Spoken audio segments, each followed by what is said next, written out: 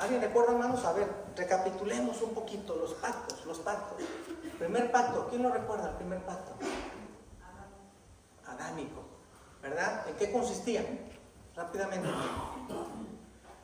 Que de la simiente, de la descendencia de Eva iba a salir, ¿quién? Iba a venir alguien de su descendencia que le iba a aplastar la cabeza, ¿a quién? A Satanás, ¿verdad? ¿Ese alguien cómo se llama? Jesucristo, amén.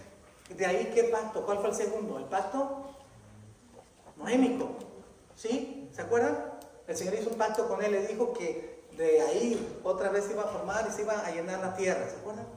Pero hizo un pacto, le dijo, no voy a volver a acabar la tierra con agua. Y puso una señal, ¿se llama cómo? El arco iris. Y dice, cada vez que tú mires el arco iris, es que estamos recordando nuestro pacto. El pacto que hizo Dios, ¿con quién? Con Noé. Después vino un pacto, después de ese vino un tercer pacto. ¿Cuál fue, hermanos? Abrahámico. En donde el Señor le dice a Abraham, toma un hombre y le dice, mira, voy a hacer un pacto contigo. Vamos a hacer de ti va a haber mucha, ¿qué? Descendencia. Pero el pacto se lo hace cuando él no tiene ni siquiera un hijo. Y vemos que ese pacto se cumplió, ¿verdad? Ahora bien, después de ese pacto, entonces viene otra ratificación a un hijo de él, que es a su hijo Isaac, y luego después del hijo de Isaac llamado Jacob. Hasta ahí. ¿Van cuántos pactos? 4. Viene un quinto pacto. ¿Cuál es? El pacto Moisés o mosaico, ¿verdad? Mosaico, donde el Señor hace un pacto con su pueblo y ahora les deja 613 estatutos y 10 mandamientos. Sencillitas se las puso el Señor. Pacto que el Señor hizo ¿con quién? Con el pueblo. Ahora ya no fue con Moisés solamente, fue a través de Moisés, pero el pacto lo hizo con su pueblo, mismo que ellos que invalidaron. Después de ese vino un sexto pacto, que es el pacto que hizo con quién? David, que lo vimos hace 8 días. Con David le dijo, mira, voy a hacer un pacto contigo. De tu trono, te prometo que de tu trono, de tu descendencia, te voy a edificar casa. Le dijo David, le dijo el Señor, no, yo soy el que te voy a edificar casa. De tu casa, cuando dice de tu casa, lo expliqué, le estaba diciendo, de tu descendencia voy a hacer que alguien venga después y que en este trono donde tú estás sentado, se va a sentar uno, pero va a ser un trono eterno. ¿Se acuerdan? ¿A quién se refería? A nuestro Señor Jesucristo. Sí, le dijo, entonces, mira, yo agradezco a tú, David, que me quieras hacer una casa, pero en base a eso yo te voy a hacer una casa a ti, te voy a dar descendencia. Y vemos entonces que ese pacto se cumplió hace 2000 años, parte de ese pacto se cumplió cuando el Señor Jesucristo vino, ¿verdad? Y nació, pero no se ha cumplido en realidad, porque el Señor Jesucristo no se ha ¿qué? No se ha sentado en su trono. Ese pacto, hermanos, ahí está todavía, ¿verdad? Ahora bien, hoy vamos a ver el último de los pactos, que es el pacto mesiánico o el nuevo pacto. Si usted escucha uno u otro, estamos hablando del mismo. Cuando hablamos del pacto mesiánico, es el pacto a través del Mesías. ¿Quién es el Mesías? Jesús. Pero si usted escucha que hablamos del nuevo pacto, quiere decir que estamos hablando del pacto que vino a traer ¿quién? Nuestro Señor Jesús. ¿Sí? Ahora bien, este pacto, hermanos, Jeremías es el que lo está diciendo, ¿sí? Pero miren, el Señor Jesucristo, para nombrar este pacto, lo dio a través de 3 diferentes conceptos, como pacto eterno, lo vemos en Jeremías, lo vemos en Ezequiel, lo vemos en Isaías, también lo vemos como pacto de paz. Cuando usted escucha el pacto eterno, se refiere al mismo, al nuevo pacto. O puede escuchar que se diga el nuevo pacto, estamos hablando del que ya lo dije, o el pacto de paz. Esos 3 hablan de lo mismo, el pacto mesiánico, o también conocido como el nuevo ¿qué? Pacto. Ahora, si hablamos de un nuevo pacto, quiere decir que si hay un nuevo pacto es que antes hubo ¿qué? Un antiguo pacto. Si estamos hablando de uno nuevo, quiere decir que anteriormente hubo uno. Y nosotros lo conocemos, ¿no? El antiguo pacto. Por eso quise que retomáramos ahorita y volviéramos a mencionar todos los pactos que hubo antes, ¿sí o no? Pero al decir o al hablar de un nuevo pacto es porque hubo un pacto viejo.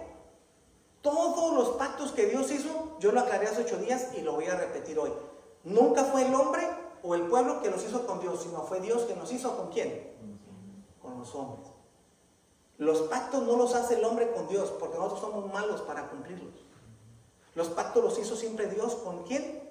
Con nosotros, con el hombre. Y aún así fallamos. Y acuérdense que hubo pactos que eran condicionales, como el pacto mosaico fue condicional, el pacto adámico fue condicional. No puedes agarrar, no puedes tocar, no puedes probar, porque ciertamente si haces eso, ¿vas a qué? A morir. El mosaico, si ustedes no me obedecen, ¿van a qué? Entonces, hubo pactos condicionales, pero hubo más pactos incondicionales. Este pacto, por ejemplo, que hizo Dios con David, el pasado, fue ir. ¿Qué condición le puso? Nada. Al contrario, dijo, en base a que en tu corazón has tenido el deseo de levantarme una casa, te voy a decir, yo soy el que te voy a levantar una descendencia que va a ser para siempre. Y te voy a dar la oportunidad de que me levantes la casa, pero no tú, uno de tus hijos, porque tú has derramado mucha sangre. David tenía ganas de levantar una casa, pero dijo, no te va a tocar a ti, pero le va a tocar ¿a quién? A tu hijo. Ese hijo que levantó la casa, ¿cómo se llamó? Salomón, que también es conocido como el hombre más sabio. Alguien un día me preguntaba, pastor, ¿y quién era más sabio? ¿Qué piensa usted? ¿El rey Salomón o el Señor Jesucristo? ¿Y ustedes qué pensarían? Miren, la Biblia dice literalmente que no ha habido un hombre más sabio que Salomón, ni lo va a haber. Si la Biblia lo dice, yo lo creo. Ojo aquí, Salomón fue muy sabio, pero Jesucristo es la sabiduría misma. Esa es la gran diferencia. Entonces, cuando alguien le haga esa pregunta, usted no tiene ni por qué. Fue muy sabio y nunca va a haber otro más sabio que Salomón, pero Jesucristo es la sabiduría misma. Por lo tanto, pues no se puede comparar, ¿verdad? Entonces vemos que Salomón viene y levanta ese pueblo, ese templo, pero David, cuando el Señor no le permite levantar, él no se queda parado, no se detiene. Él empieza a traer madera de aquí, madera de allá, y traer esto y aquello, y le deja todo, y empieza a hacer los planos y todo, y le deja todo listo ¿a quién? A Salomón, para que levante ese hermoso templo. Ahora bien, pasaron los años, pasa el tiempo, y me encanta, porque cuando llegamos, y viene un tiempo que se le considera el tiempo de silencio. 400 años después del profeta Malaquías, pasaron 400 años, no hay palabra de Dios, no vino palabra de ningún profeta, y de repente aparece el último de los profetas, llamado ¿cómo? Juan el Bautista. Y empieza él a venir, a predicar diciendo, arrepentíos porque se ha acercado ¿qué? El reino. Entonces, después de 400 años donde no hay palabra de parte de Dios, no hay profeta, se levanta el último de los profetas, que es Juan el Bautista, a abrir paso al que venía detrás de él, que era ¿quién? Ahí, hermanos, entonces entra el cumplimiento, o empieza a cumplirse el nuevo ¿qué? Nuevo pacto, ¿sí? Y lo dije ahorita, no podía haber un nuevo pacto si no hubo antes otro. Hubo varios, pero en los otros, ¿qué pasó? El pueblo no cumplía. Yo, hermanos, siempre yo le agradezco a Dios que me haya permitido haber nacido en este tiempo. A mí no me hubiese gustado haber nacido en el tiempo del antiguo pacto o en los antiguos pactos. Porque, hermanos, para poder usted llevar a cabo a obediencia 613 conceptos y 10 mandamientos, era difícil. Hoy en día, hermanos, nomás nos dejan los 10 mandamientos y ahí fallamos, ¿sí o no? Es más, 2 nos dejó el Señor, ¿no? Que hicieran los otros 8. Amarás a Dios, al Señor tu Dios con todo tu corazón, con toda tu mente, con toda tu alma. Y a tu prójimo. Ahora quiere decir que si yo amo a Dios, no voy a tener idolatría, no voy a fornicar, no voy a robar, no voy a desear, no, ¿sí o no? No voy a matar. Que sí que se encierran a nosotros. Pero esto que no puedo hacer en contra de Dios, tampoco lo tengo que hacer en contra de quién. Pero, hermanos, entonces se han incumplido, ¿sí? Todos sabemos que todo esto, hermanos, de los pactos anteriores, todos lo único que estaban llevándonos era al último y más hermoso ¿qué? Pacto. A David le hace el Señor una promesa: de tu descendencia vamos a hacer que venga el verdadero rey, uno que va a venir a tomar posesión, que se ha de sentar en tu trono y que va a reinar ¿qué? Eternamente. Y me encanta cuando venimos a Mateo, en Mateo empieza con toda la genealogía, ¿sí o no? Empieza diciendo fulanito padre de fulano y engendró a este y este engendró a fulano y bla, bla, bla, bla, bla. Y nos lleva hasta quién? Hasta José. ¿Y hasta quién? Hasta María, ¿no? Y de ahí es que nace ¿quién? El Señor Jesús. Que todos sabemos la historia. Ella concibió por obra de ¿quién? Y lo hemos explicado otras veces. No podía ser engendrado por parte de José, porque José es el que trae la semilla, y en la semilla, la mujer no es la portadora de la semilla, es el hombre, pero en la semilla nosotros portamos esa semilla, y en esa llevamos también ¿qué? El pecado. Por eso el Señor no permitió que José fuera el padre biológico. Hubo ahí un milagro para que María nada más pusiera el vientre de lo que el Espíritu Santo iba a traer, porque era para que se llevara a cabo el nuevo pacto, para que naciera ¿quién? El Hijo de Dios. O sea, en pocas palabras, Dios mismo hecho ¿qué? Carne. ¿Sí? Ahora bien, viene el Señor Jesús, pero vemos que cuando nace, cuando en la genealogía, José y María, que es por donde van a ser el Mesías, o el que va después a tomar el trono de nuestro Señor, que vamos a ver ahorita, para siempre, pues vemos que José y María son pobres. No vemos que sean ricos, ¿o sí? Eran bien humildes. María, humilde. José, humilde. Pero son descendientes directos ¿de quién? De David. Pero entonces, ¿cómo? Si se supone que si era de ese linaje y iban a ser reyes. Es que ahí empieza lo hermoso, que todo el mundo esperaba. Por eso no pensaron que Jesús era ¿qué? El Mesías. Porque esperaban que viniera uno de la descendencia de David con un trono ya, o que viniera a pelear una batalla para recuperar el trono que les habían ¿qué? Quitado.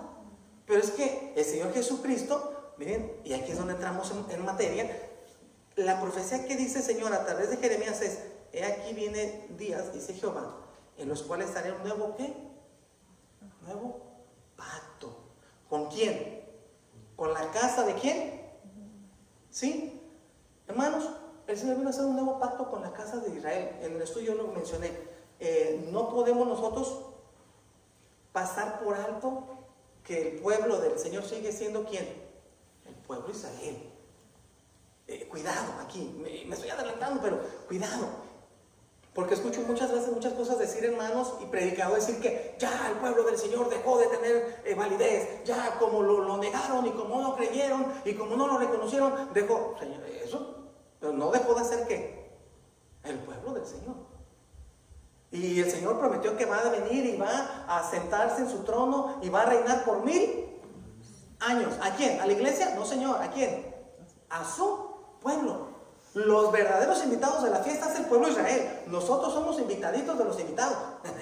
Es como cuando usted lo invitan a una fiesta y usted lleva a otros, y todos bien contentos. Pero, ¿y quién pasó? ¿Por qué fuiste? ¿Quién? Yo no sé qué estoy haciendo aquí, pero he invitado. ¿Sí o no? Hermanos, nosotros estamos de invitados de los invitados. Pero lo grande era para el pueblo de quién? De Israel. Entonces es por eso que aquí empieza todo esto. Dice: aquí vienen días en que haré un nuevo pacto. ¿Con quién? Con la casa de Israel y con la casa de Judá. Cuidado, aquí ya el Señor estaba estableciendo que de la tribu de Judá es que iba a venir ¿quién? El nuevo pacto. ¿Sí? El nuevo pacto. Ahora bien, el Señor Jesucristo, hermanos, desciende de María, por eso lo aclaré ahorita, y de José. Ellos descienden de ¿quién? De David. Ese linaje es de la tribu de ¿quién? De Judá. Por eso es de que después también al Señor Jesucristo se le conoce como el rey el león de, porque desciende. Por eso dice: haré ¿qué dijo ahí? Un pacto con la casa de Israel y la casa de ¿quién? De Judá. Hermanos, Dios ha venido cumpliendo todos sus ¿qué? Sus pactos, sus promesas. El antiguo pacto que Dios había establecido con su pueblo requirió estricta obediencia a la ley, ya que el pecado era ¿qué? Muerte. En el antiguo, hermanos, en el Antiguo Testamento, el hecho de fallarle al Señor, ¿a dónde lo llevaba? ¿A la qué? A la muerte. A la muerte, hermanos. Por eso hoy en día es increíble que gente todavía diga: nosotros seguimos bajo la ley. Ni saben lo que están diciendo. Si estuvieran de veras bajo la ley, no estuvieran vivos. Y yo por eso nos guardamos el sábado. Pero, entonces, si quieres guardar el sábado, tienes que darte cuenta de que hay más cosas que se tienen que hacer también. No, hermanos, nosotros gracias a Dios que estamos en este momento en el periodo nuevo, en el nuevo ¿qué? Pacto. El nuevo pacto, ¿sí? Moisés, quien fue la persona que Dios escogió para establecer el antiguo pacto, también él mismo lo anticipó en Deuteronomio 29:4. En los últimos discursos a la nación, Moisés dijo: anheló el momento en que Israel iba a recibir un corazón, ¿para qué? Para entender. Moisés mismo anhelaba que después el pueblo tuviera un corazón para entender lo que había de qué, de vivir. Hermanos, Moisés predijo que Israel iba a fracasar. ¿Por qué lo predijo? Pues porque lo estaba viendo. ¿Cuántas veces no fracasó el pueblo de Dios? ¿Cuántas veces no fracasó, hermanos? El Señor llama a Moisés y dice que tiene que subir a recoger las tablas. Pasan apenas unos días y cuando regresa, ¿qué hay abajo? Hay todo un alboroto, toda una fiesta. El pueblo se agolpó, vinieron con Aarón y dijeron: hey, levántanos un Dios. Haznos un Dios, porque Moisés ya no volvió. Sabrá Dios qué pasó con él. ¿Y qué hizo Aarón? Yo a veces, yo estaba leyendo, hermanos, y yo digo: ay, Dios mío, ¿y de dónde que Dios fue de verdad misericordioso con Aarón? Porque, ¿qué hizo Aarón? Les pidió a todos, les pidió ¿qué? Oro que llevaban. Y les levantó un becerro. Y cuando baja, Moisés, ¿qué está haciendo al pueblo? Danzando, adorando a un becerro. Y Aarón no había estado Aarón con Moisés. No había estado con él ahí cuando iban con Faraón. Miren cómo a veces nos engaña a nosotros mismos Satanás, hermanos. Pues, ojo, aquí esto no estaba planeado, pero pues el Señor me lo está poniendo. Moisés y Aarón están juntos y después vemos un Aarón dándole la espalda a Dios y levantando cosas. ¿Cuántas veces no nos pasa igual que estamos yendo y con una devoción ante el Señor y viene Satanás y tan fácilmente nos hace cambiar? Y cuando menos pensamos, estamos también nosotros allá. Cuidado, ¿verdad? Entonces, Moisés, hermanos, tenía ganas de que el pueblo tuviera un corazón entendido. El nuevo pacto o el nuevo testamento. El nuevo pacto va a dar inicio. El Señor tiene que hacer que venga y que nazca el Mesías prometido.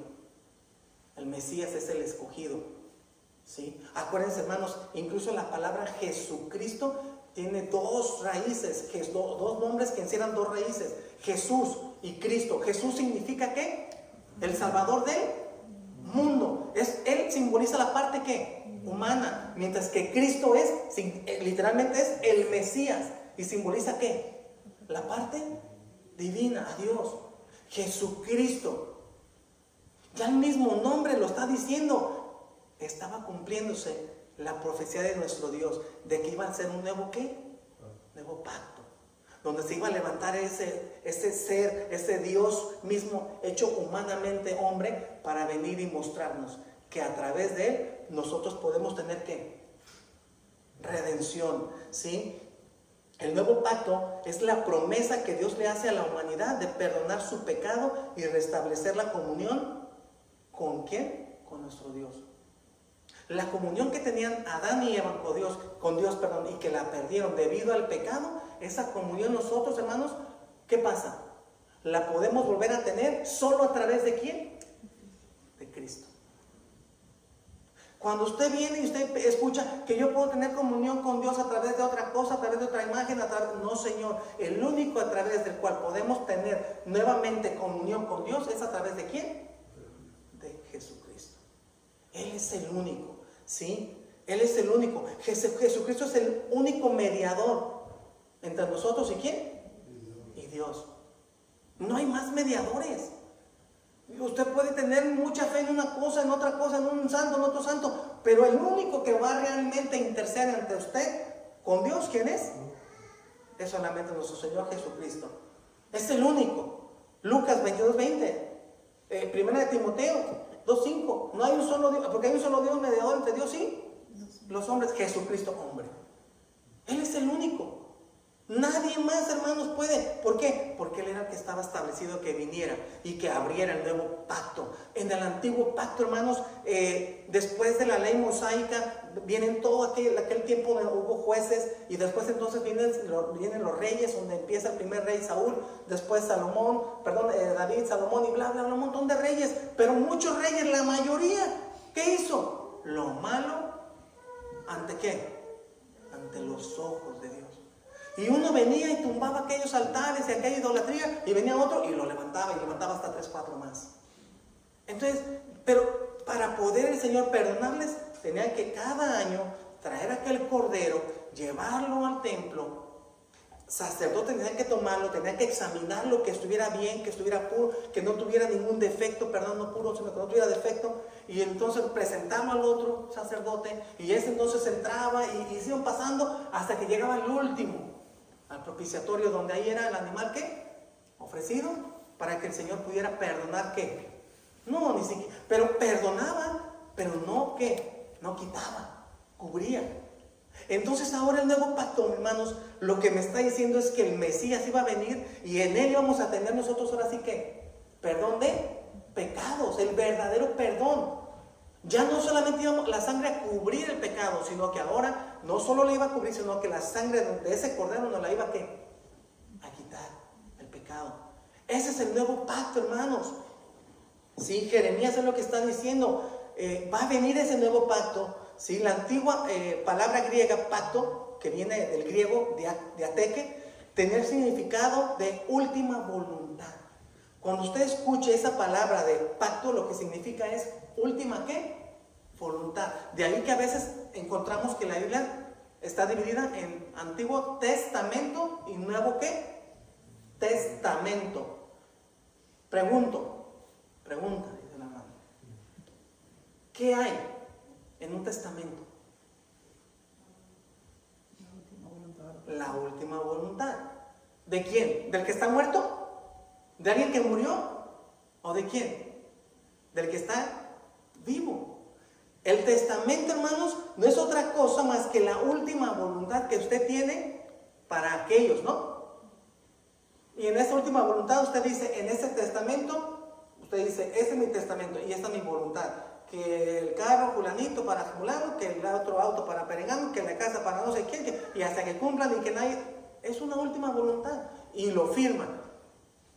¿Ese testamento tiene validez en ese momento? ¿Sí o no? ¿Sí o no? No. ¿Cuándo es que tiene validez? Cuando el testamentario, ¿qué? Muere. Es cuando entonces ese testamento toma ¿qué? Validez. El Señor Jesucristo viene, nace en las peores condiciones económicas, ¿sí o no? Nace en lo más vulgar, en lo más feo, en lo más... ¿Cómo va a ser el descendiente de David? Si David estaba en una mansión, estaba en un ¿cómo se dice? En una casa hermosa. Sí, y no, ¿cómo no? Él no puede ser. Es ahí donde no les cuadraba a los fariseos. ¿Cómo este Mesías viene? Y si es de la descendencia de Judá, y sobre todo de David, ¿cómo va a ser el rey si él no tiene nada? ¿Y dónde está naciendo? ¿Y cómo nació? ¿Y dónde vive? ¿Y cómo vive? ¿Hijo de un carpintero? Pero lo que no sabían es que nuestro Señor Jesucristo venía precisamente a esto, a que después, llegado el momento, su sangre iba a ¿qué? A ser la que nos iba a quitar nuestro ¿qué? Nuestro pecado. No iba a cubrirla, iba a quitar nuestro pecado, ¿sí? Entonces, ahí se estaba cumpliendo la voluntad, el Nuevo Testamento. Todo testamento encierra una herencia. ¿Cuál es la herencia que encerró el Antiguo Testamento? ¿Cuál fue la herencia que encerró el Antiguo Testamento? Hermanos, el querer Dios hacer que su pueblo fuera un pueblo que tuviera, ¿qué lo dije el otro día? Identidad, ¿se acuerdan? Que el pueblo tuviera identidad. Si el Señor dejó 613 preceptos y 10 mandamientos, es porque el pueblo que había sacado de Egipto era un pueblo que no tenía identidad. No sabían nada. Su mente estaba tan sumergida en la esclavitud que no ambicionaban nada. Su mente no era una mente de una gente victoriosa. Por eso el Señor quería darles identidad, para que cuando pasaran por medio de otros pueblos, los otros pueblos pudieran ver, estos son diferentes. Para empezar, no tienen imágenes. Estos creen en un Dios que es vivo, pero que no se le tiene una imagen. Ellos creen en un Dios que les ha estipulado mandamientos. Ellos no nos roban, ellos no nos matan, ellos no... Eso es lo que quería Dios, que su pueblo tuviera ¿qué? Identidad. El Señor Jesucristo viene y nos hace entrar en un nuevo pacto para que nosotros hoy tengamos ¿qué? Identidad. Usted antes era un hijo de nadie, era un hijo que andaba en la borrachera, en las drogas y todo. Usted viene a los pies del Señor Jesucristo, se reconoce como como pecador y reconoce a Él como único Salvador. Usted toma identidad, pasa a ser de ser hijo del diablo a ser hijo de ¿quién? De Dios. Eso le da a usted ¿qué? Identidad. Identidad. La palabra pacto, hermanos, es un arreglo. Es un arreglo hecho de una parte y otra parte, pero que en realidad ambos tienen que salir ¿qué? Beneficiados. Eso es lo más hermoso. El Señor vino a hacer un nuevo pacto con nosotros donde Él nos sale beneficiado ¿en qué? En nada. En todo pacto, en todo arreglo, ambas partes salen ¿qué? Beneficiados. Pero en el nuevo pacto, es más, en todos los pactos, ¿quién salió beneficiado? Nomás el pueblo. ¿Dios en qué salía beneficiado?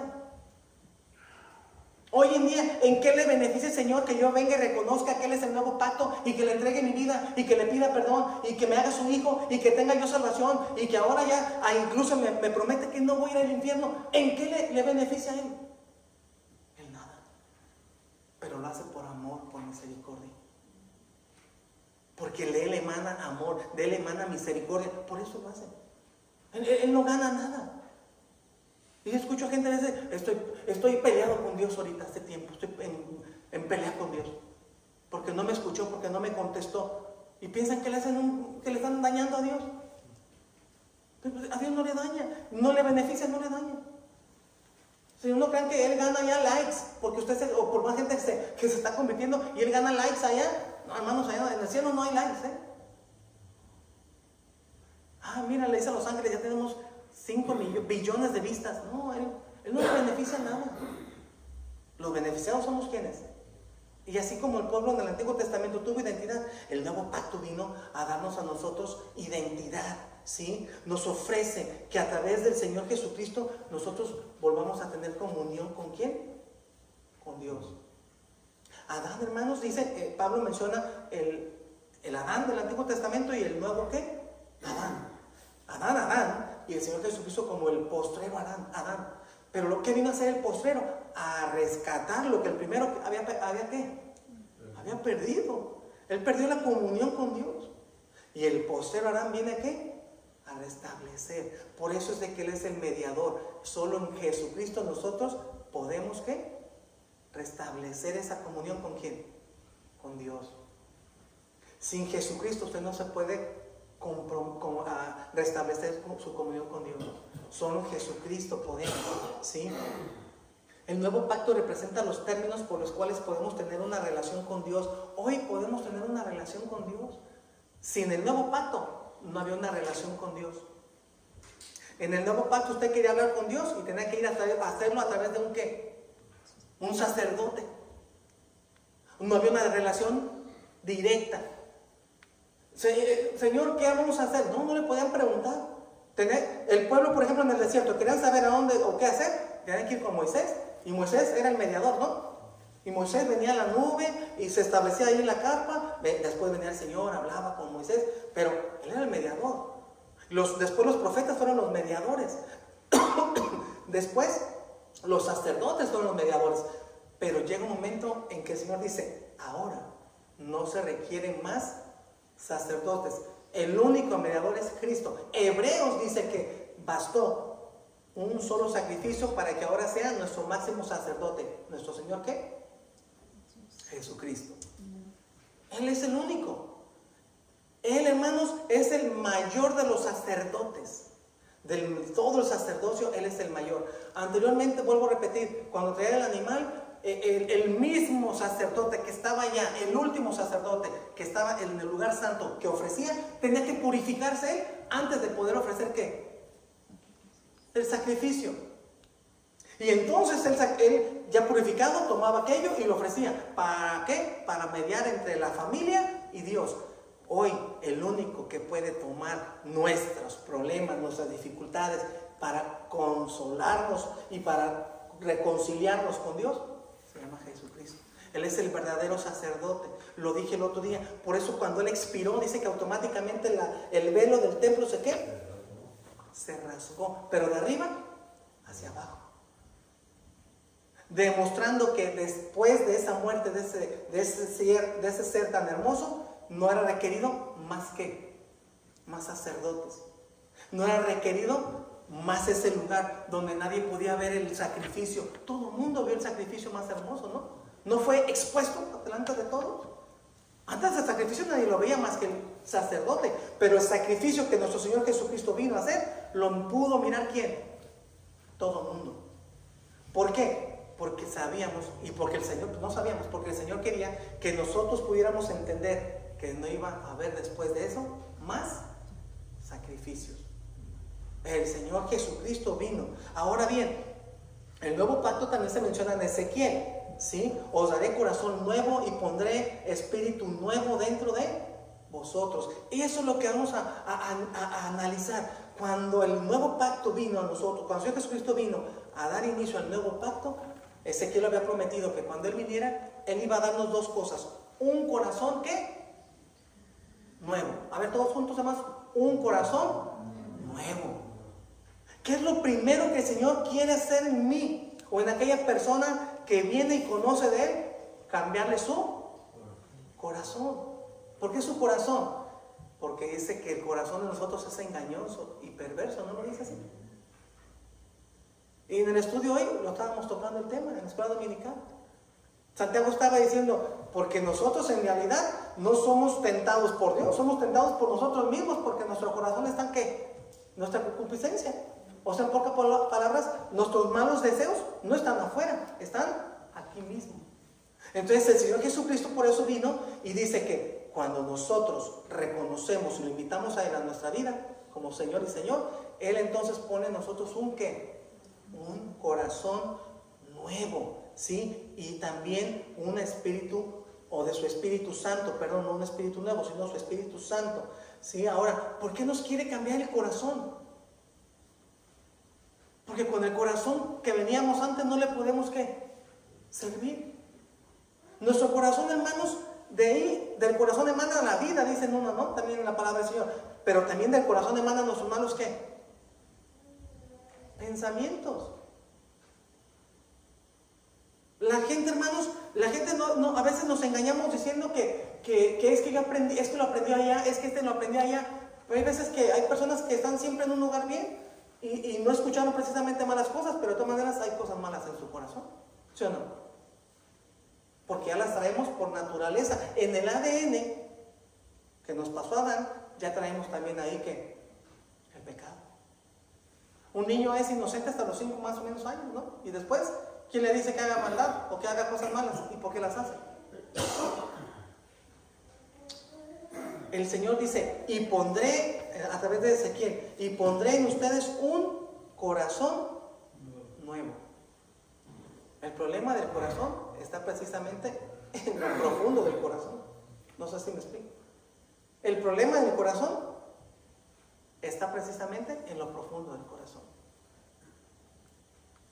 Cuando hablamos, hermanos, del corazón, sabemos que es una manera de simbolizar nuestra alma, ¿no? Porque sabemos que nuestros pensamientos, que nuestro carácter, nuestros sentimientos, todo, ¿en dónde está? En el corazón. Pero en realidad no está en este corazón, este músculo. Este músculo no es otra cosa más que un músculo que está ¿qué? Bombeando. Pero cuando hablamos del corazón estamos simbolizando que en el centro de ahí, de mi, o sea, en mi alma, están ¿qué? El corazón, en pocas palabras, es mi alma. Es donde está todo lo malo de mí o todo lo bueno.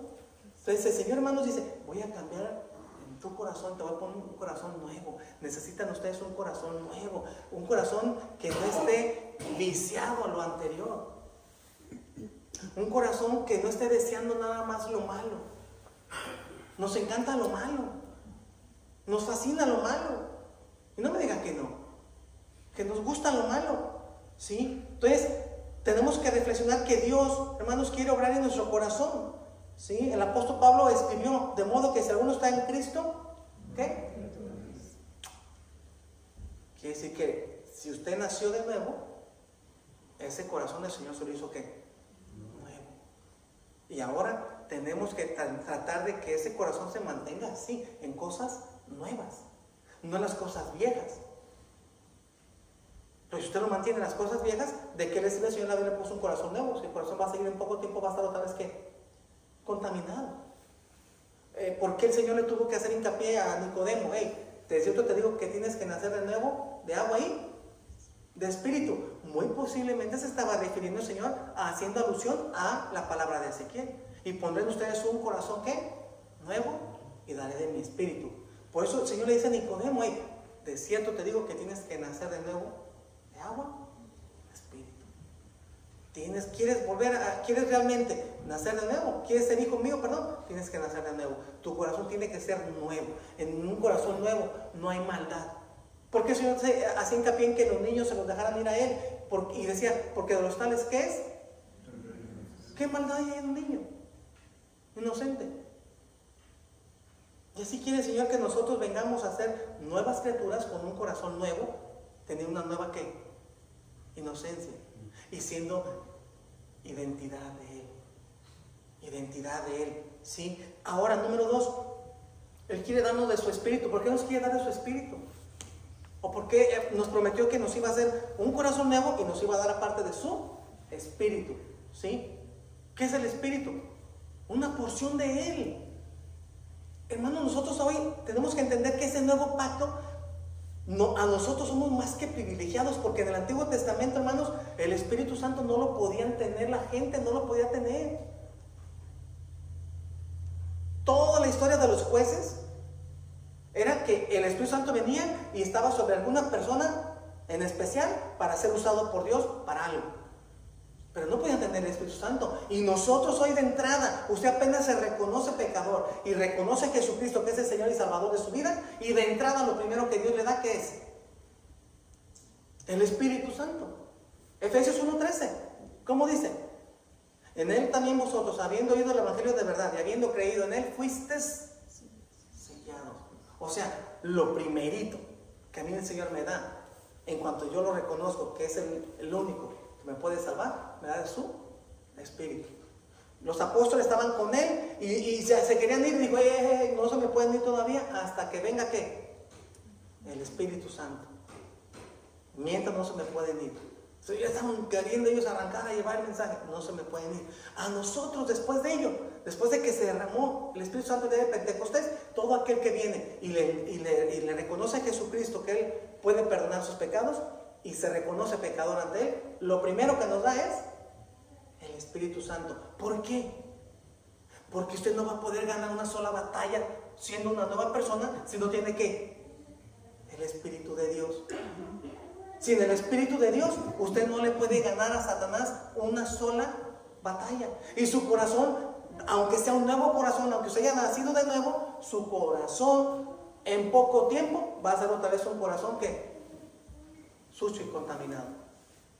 Pero es a través del Espíritu Santo que nosotros podemos llevar adelante esa labor tan hermosa que Él vino a hacer en cada uno de nosotros, que se llama santificación. Entonces, el nuevo pacto, hermanos, es muy extenso y hoy me voy a nada más a delimitar así ciertas cosas, pero el nuevo pacto me hace ver que primero que nada el Señor quería que se cumpliera, que en este nuevo pacto el pueblo de Israel va a ser bendecido, y lo vamos a ver la próxima semana. Sí, porque se tiene que cumplir lo que el Señor prometió, pero también ahí, hermanos, fuimos bendecidos nosotros.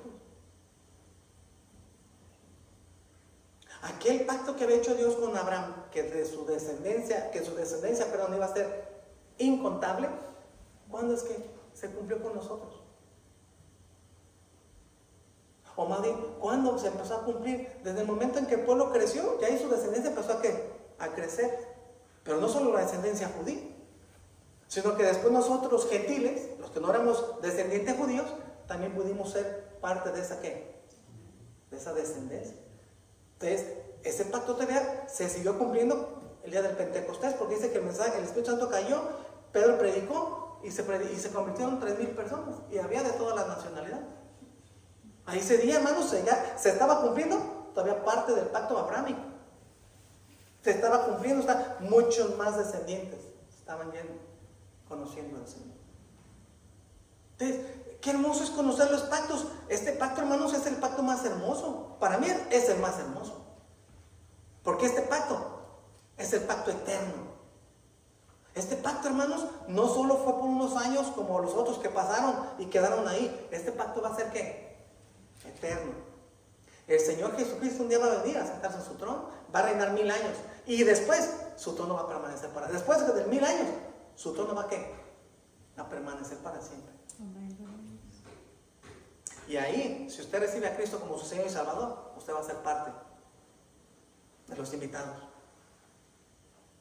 Pero si la gente no reconoce al Señor Jesucristo como su Señor y Salvador, pues tristemente Él va a estar sentado en su trono, pero no lo van a poder ver esa gente. Esa gente va a estar ¿dónde? En el infierno. Pero lo que el Señor prometió, que el pacto el nuevo pacto iba a ser eterno, va a ser eterno. Y que va a estar sentado, va a estar sentado. El Señor Jesucristo vino, murió, resucitó y ascendió al cielo. Y pues ya se fue. Pero hay una promesa de parte de Él, ¿no? Esa vez vino como un cordero.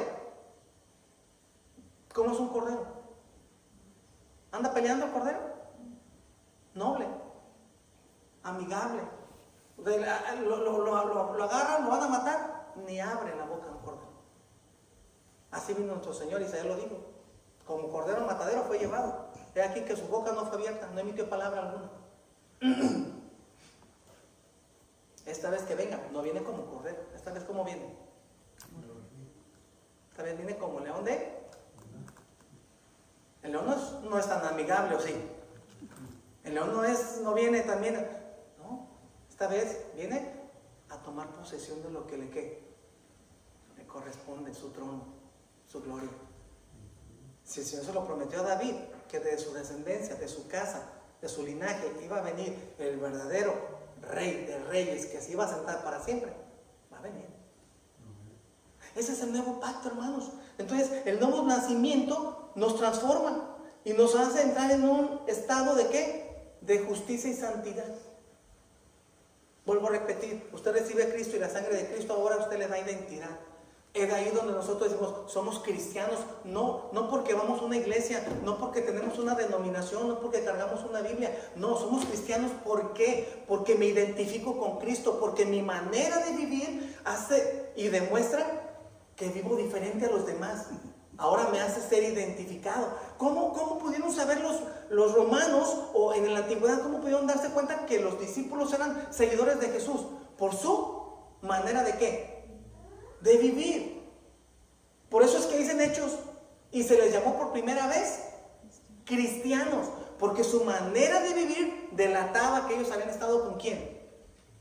O sea, ellos habían agarrado la identidad, se habían identificado con Él, y aunque ellos no quisieran, muchas cosas las hacían igualitas y semejantes ¿a quién? Al Señor Jesucristo. Hoy nos llamamos cristianos, pero realmente, hermanos, nos identificamos con Él. Realmente tenemos en nuestra manera de vivir es tal como la de los primeros cristianos o tal como un hijo de Dios que refleja. Esa es la pregunta.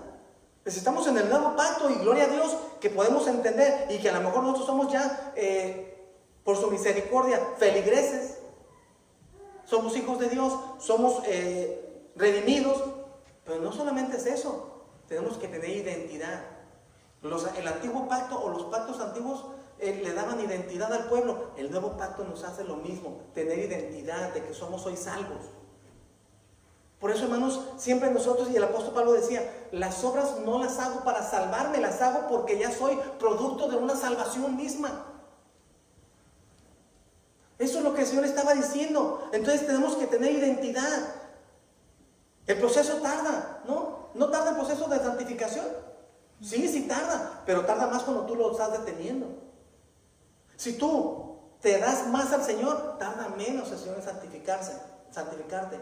Pero si nosotros no le vamos dando las áreas que más nos afectan, que más tendencia tenemos al pecado, ¿cómo el Señor nos va a santificar?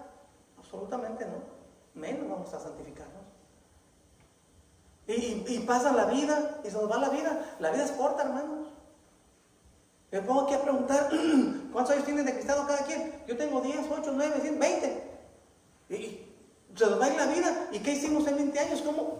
¿Qué tanto nos santificamos? ¿Qué tanto maduramos?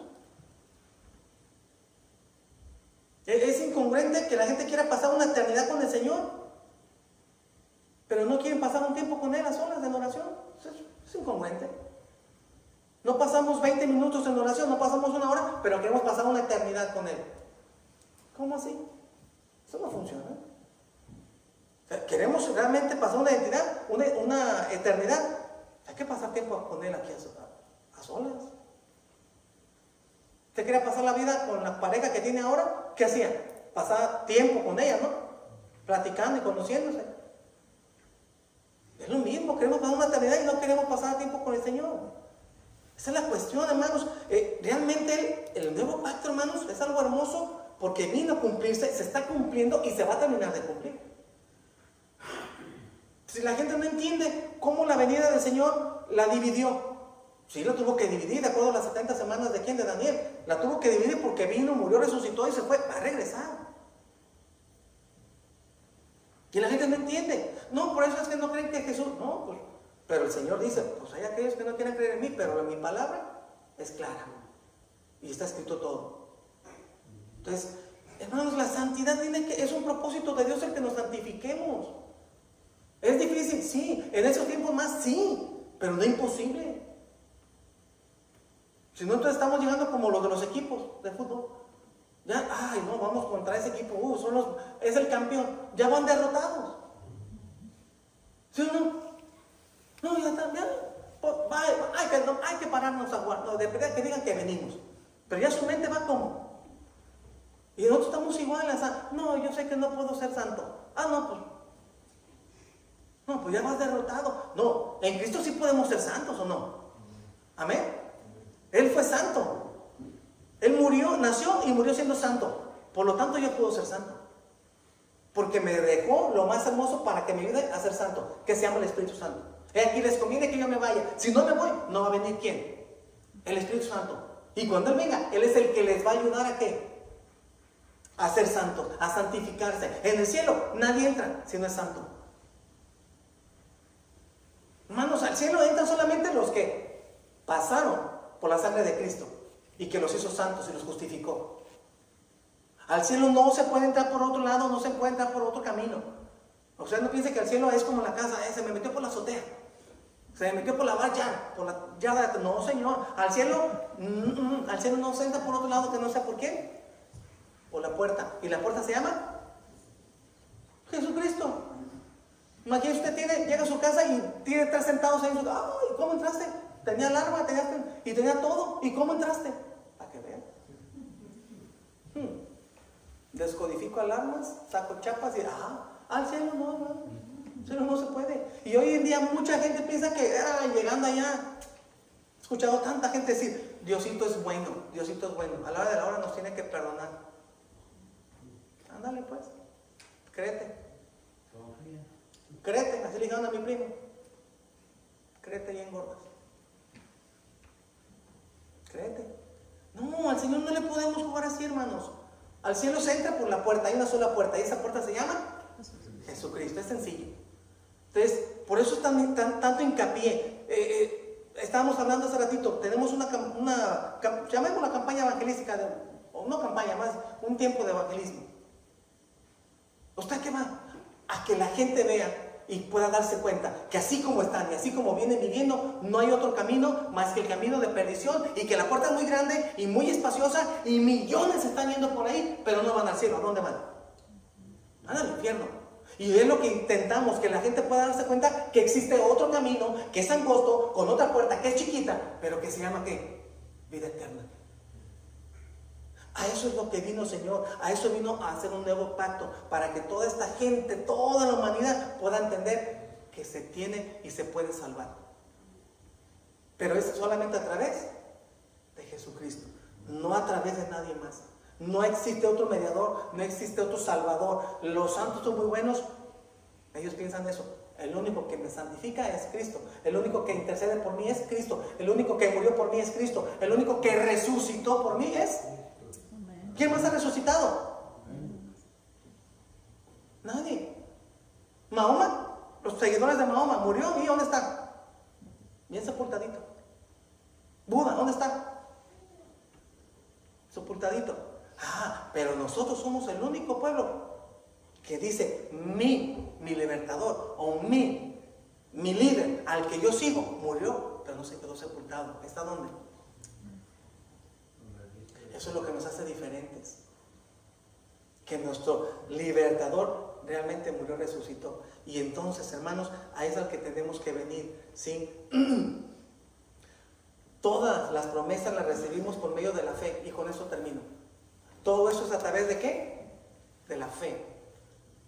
Si usted no tiene fe, usted no va a recibir la promesa de nuestro Señor de entender cuál es el nuevo pacto. Si usted no tiene fe, no va a poder ver ese nuevo pacto como la única solución y la única salvación para la humanidad. Si usted no tiene fe, no va a poder reconocerse que pecador ante el Señor, porque entonces la fe le va a faltar para darse cuenta de que va a ir ¿a dónde? Al infierno. Pero es a través, todo, ¿a través de qué? De la fe. Y está en hebreo, ¿no? Porque sin fe es... Hay gente que no tiene fe. Yo soy ateo. Ándele pues. Sea ateo. Allá vamos a ver qué le pasó.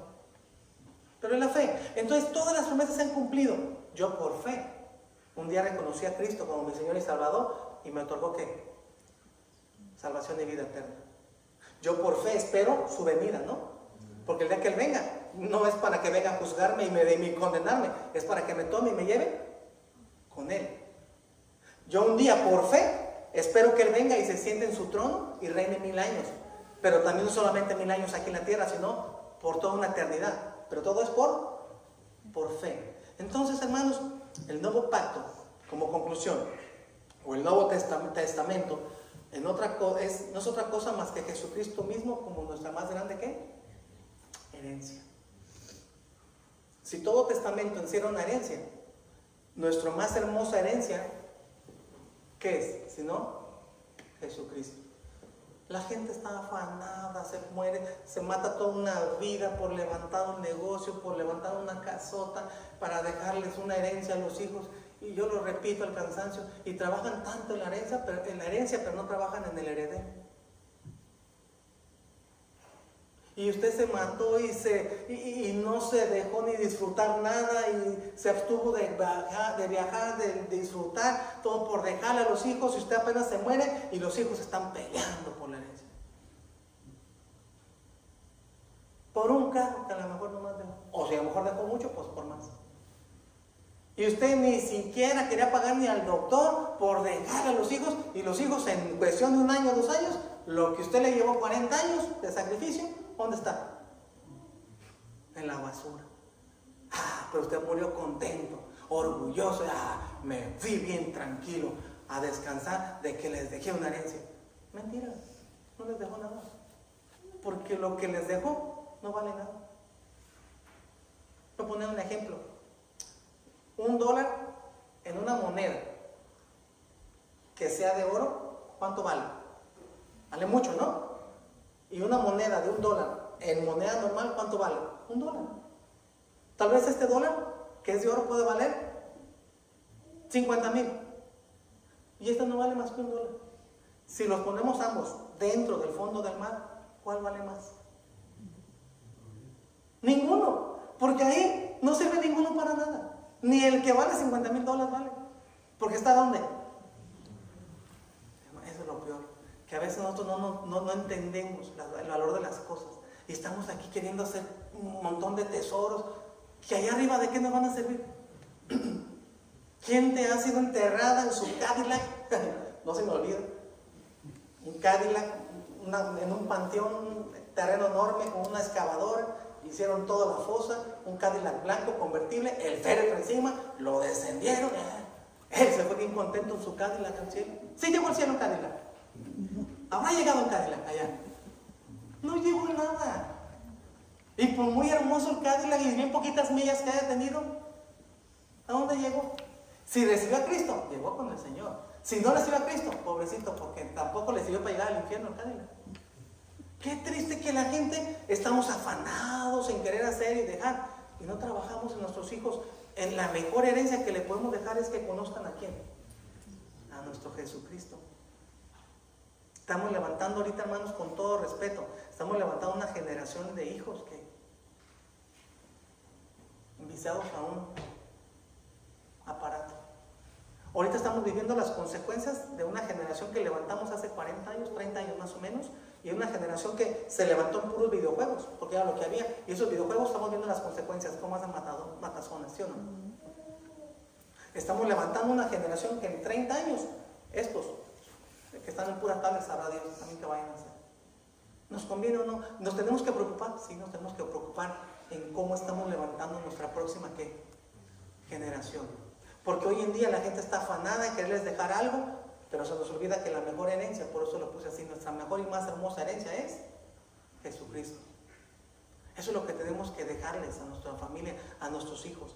Jesucristo, que conozcan, no el Jesucristo crucificado, no el Jesucristo que el mundo completo habla, no, el Jesucristo vivo que está actuando en mí, que está cambiando mi vida, que me está santificando, que me hace ser diferente. Ese Cristo que con mi propio testimonio tenemos que darles a conocer, es el que tenemos que dejarles como herencia.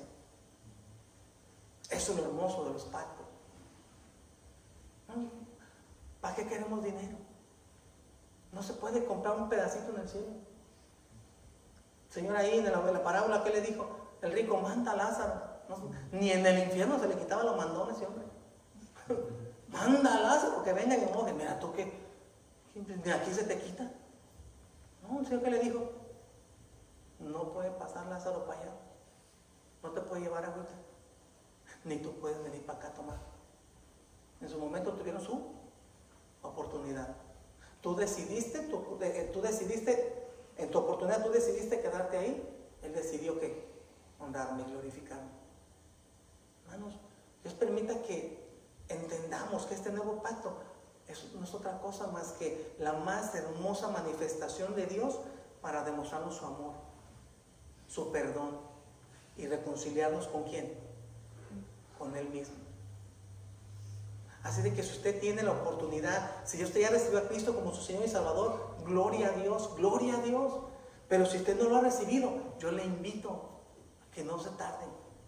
Las personas que nos están mirando un día, hoy o un día por internet, si no ha recibido a Cristo, le invitamos de veras que reconozca, ante Él se reconozca como pecador y le invite a que entre en su corazón. Si no lo ha hecho y hoy muere, esa persona ¿a dónde va a ir? Al infierno. Ay, pero es que nadie sabe de dónde vamos a ir, solo Dios sabe. Dios y usted, porque usted tiene la oportunidad hoy de poder saber a dónde quiere ir. El hombre es eterno y va a ser eterno. Usted decide en vida, dónde va a pasar la eternidad. Recibe a Jesucristo como su Señor, la pasa en el cielo. No lo recibe, usted decide entonces pasarla a dónde. Pero usted decide dónde pasar la eternidad. No culpemos a Dios. Ay, es que Dios me mandó al infierno. No, Dios no te mandó, tú solito, porque en su momento no hiciste caso, no le entregaste tu vida a Él. Ay, es que es bien difícil, es que si lo hacía, es que ay, yo he querido servir a Cristo, pero me van a dejar de hablar, me van a señalar, es que y hay que leer, hay que ir a la iglesia. Sí, cuesta trabajo. A Jesucristo le costó dejar todo su trono para venir y morir, pero lo hizo por amor. Y ahora nosotros no queremos dejar nada. Digo, tiene que haber algo de sacrificio, ¿no? También de parte nuestra. Entonces, Dios permite, hermanos, que realmente estos mensajes de los pactos nos hayan servido, nos hayan hecho ver lo hermoso que fueron, pero todos venían encaminando al más hermoso pacto, el pacto mesiánico, nuestro pacto Jesucristo, el nuevo pacto. ¿Se acuerdan? Él dijo, y lo celebramos cada primer domingo de mes, lo celebramos, ¿no? Tomar y comer, ¿no? Esto es mi cuerpo. Y cuando tomó el jugo, el vino, ¿qué dijo? También así me tomó la copa después de haber cenado diciendo, esta copa es el ¿qué? El nuevo pacto. Ahí daba inicio ¿qué? En ese momento, cuando Él murió, daba inicio ¿qué? El nuevo pacto. El de haber derramado su sangre, daba inicio al nuevo pacto. Un pacto eterno, un pacto sagrado, un pacto de paz. Cuando Él venga y reine, hermanos, por toda una eternidad, solo paz habrá, misma que hoy en día no tenemos. Amén. Nos ponemos de pie para orar. Vamos a orar. Padre, A ti, Señor, te damos toda la honra y toda la gloria, Señor. Gracias, Señor, porque tú de manera anticipada tenías ya, Señor, bien planificado cómo venir a reconciliarnos, Padre. Señor, he aquí que todavía ni siquiera, Padre Santo, habías hecho al hombre, a la raza humana, y tú ya tenías un Salvador listo para que viniera a reconciliarnos contigo, Padre. Porque tú eres eterno y tus propósitos son eternos. Esto, Señor, que nosotros hemos aprendido de los 7 pactos, Padre, no es otra cosa más que leer o dar o conocer un poco de la historia del futuro, Señor. Porque eso es lo que es. Estamos aprendiendo un poco de la historia del futuro. Para nosotros es algo que no hemos visto, no hemos vivido, pero para ti esto, Señor, ya pasó. Por eso es historia. Para nosotros está por verse. Por eso, Señor, te menciono, es la historia de nuestro futuro y de toda la humanidad. Padre, gracias. Gracias porque tú, Señor, enviaste a tu único hijo, lo que tú más querías, lo que tú más apreciabas, Señor, y no te importó. Lo diste en rescate por todos nosotros, para que a través de la sangre preciosa de él, Señor, diera inicio este nuevo pacto, este nuevo arreglo, en el cual es incondicional, en el cual, Señor, tú simplemente por tu amor y misericordia nos dices: yo te amo, con amor eterno te he amado, te he perdonado y deseo que estés conmigo y a mi lado una eternidad, pero tienes que reconocerte pecador. Gracias, Señor. Gracias por tu hermosa manifestación, pero también gracias, Padre, porque en su momento a nosotros no permitiste que nos endureciera nuestro corazón como Faraón y como tantas personas que dieronte la espalda, te rechazaron y murieron, Señor, en sus pecados. Y las consecuencias que ellos están ahora viviendo es el infierno. Gracias, Padre, porque con nosotros fuiste incluso hasta paciente, porque hay quienes aquí habemos, Padre, que nos tuvieron que venir y traer el mensaje hasta 3, 4 veces. Y tú pacientemente, Señor, como dice tu palabra, esperaste. Oh, mi Dios, qué grande eres, qué hermoso eres, Padre. Únicamente nos resta decirte gracias. Y te suplicamos por aquellas personas que aún no te han, Señor, aceptado en su corazón. Te rogamos que tú toques sus vidas, sus corazones, que seas paciente como con lo fuiste nosotros, para que ellos también puedan, Señor, venir al arrepentimiento y para que ellos también puedan ser salvos. Rogamos por nuestros hijos, por nuestras generaciones, Señor, mismas que se están levantando en medio de una terrible sociedad, en una perversa sociedad, Padre, que en medio de todo ello, Señor, tú las sigas guardando, sigas poniendo tu mano en ellos, Padre, y sobre todo en su corazón. Que ellos entiendan que la mejor herencia, y que nosotros como padres entendamos que la mejor herencia es que te conozcan a ti, Señor, como lo que eres, un Dios vivo, un Dios poderoso, perdonador y salvador. Gracias, Padre. Bendice pues tu pueblo. Bendice, Señor, esta tu iglesia, Padre. En el nombre precioso de tu Hijo Jesucristo te lo pedimos. Y tu pueblo te dice amén. Dios les bendiga, Padre.